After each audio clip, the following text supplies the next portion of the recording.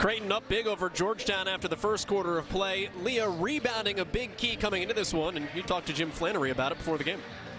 Coach, we have a number of keys this afternoon. Certainly one of them is defensive rebounding. You don't want to give up those second chance opportunities to Georgetown. What do you have to do on the glass today?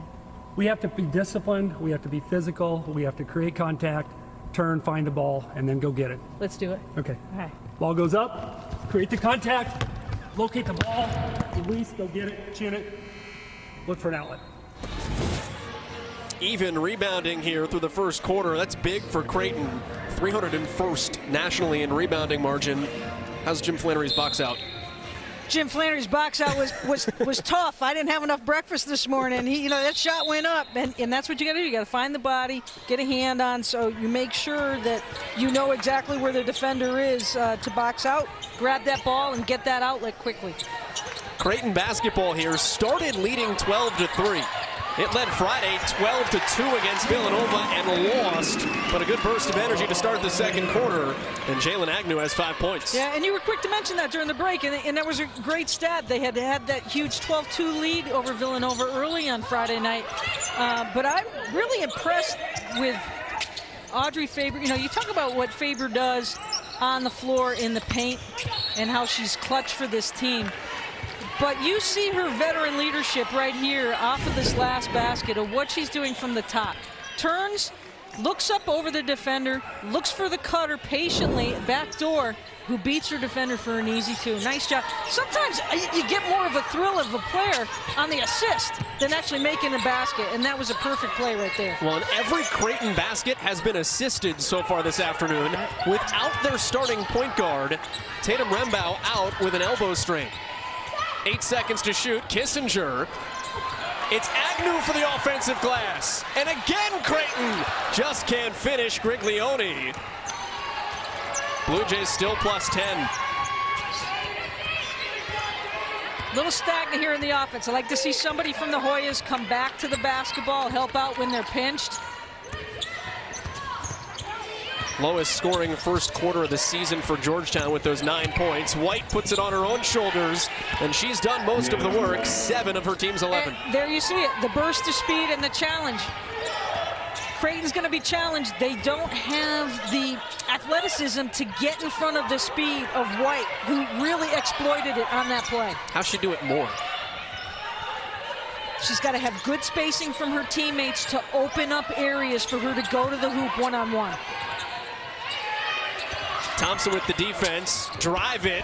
Griglione can't finish, and she's down, so a brief little 5-on-4 here. But back into your picture now, we're even 5-on-5. Adamako will go to the line. Look what the Hoyas do here. They clean out, they overload, and they create that 1v1 situation. No chance at all for Jalen Agnew on this play. It's too late by the time Jade Owens comes over to help. Is there a way to counter that? Because it's almost the swinging gate for Agnew. She just opens up and White goes by. How do you stay in front? You lay off defensively because you know that's coming. You know that curl is coming by that guard. That's where your help defense must communicate. Lay off who they're playing, maybe a little bit higher free throw line extended, and help defense on that curl and explosion. First free throws of the day for either team come with 7:53 to go in the second. Adamako got her own miss, and that'll be a foul against Creighton. 0 for 2 on the trip for a 70% free throw shooter. Foul is Temi Sarda's second. And we'll see how long Jim Flannery leaves her out there.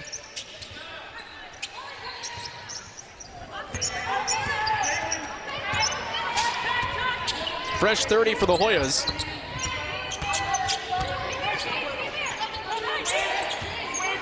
Good switch.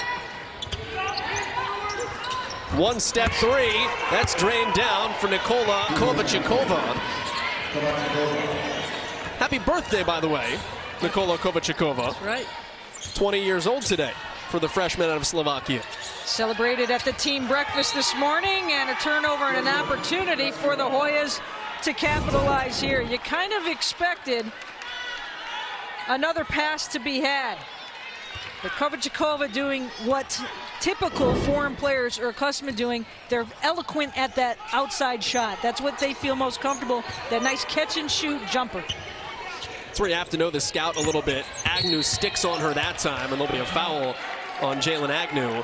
Good three-point shooters are not known by their percentage of makes. It's your percentage of takes. That's right. Half of her shots are threes, although she's only shooting 20%. Don't dare her.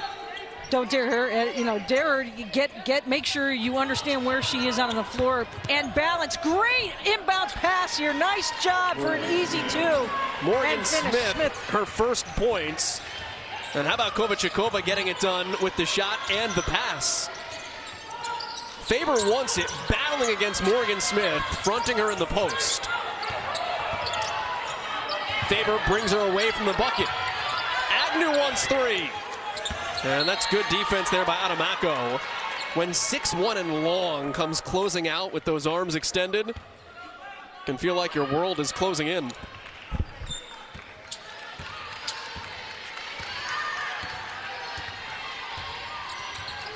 It's a 7-0 Georgetown run here. And all of a sudden, we talked about Georgetown, or rather Creighton, having that big lead against Villanova on Friday. It evaporated. 12-3 start here. One possession game.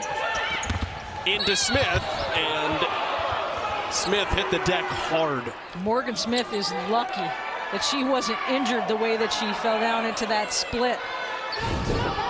Wow. I'm surprised she got up as quickly as she did as well. Absolutely. That is dexterity. And much in part of this 7-0 run, Joel, is really, as you see the other angle there on Smith, really, kind of a turnover and lapse the way Creighton has been playing the last few minutes here, and it's opened the door for Georgetown to kind of get wet behind their ears and get some rhythm going in their offense here in the second. White, good thread. Go right back to Smith. Welcome back, Morgan Smith, by the way. Providence on Friday night was her first game in a month. She'd been dealing with a lower left leg injury. It's the same leg that got bent awkwardly on that split.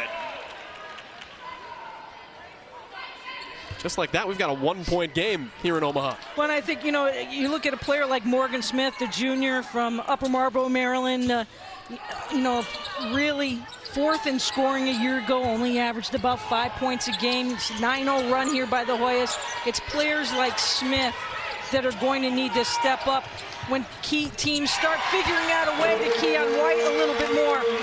Somebody else needs to shine. And Creighton on the flip side trying to answer and put some breathing in room once again. When we talk about you're known as a three-point shooter by your percentage of takes, Elger almost exclusively a three-point shooter. Stretches the Creighton lead back out, and Faber now hits the deck hard. The box outs, we talked about the box outs with Coach Flynn. I'm glad he didn't do that to me in the morning shoot around this morning. Some hard hitting going on here, trying to establish some presence down low.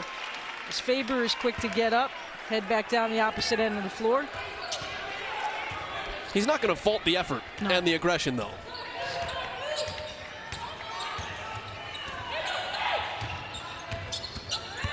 Elger behind the back, has the matchup advantage with Caleb guarding her. Somebody's got to come back.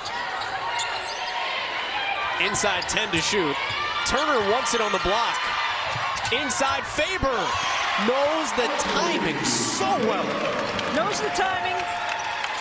Had the size advantage with two defenders leaning on her, and Joel, she caught that ball almost underneath the hoop. That's a difficult catch and put up from that angle that she just completed that play on.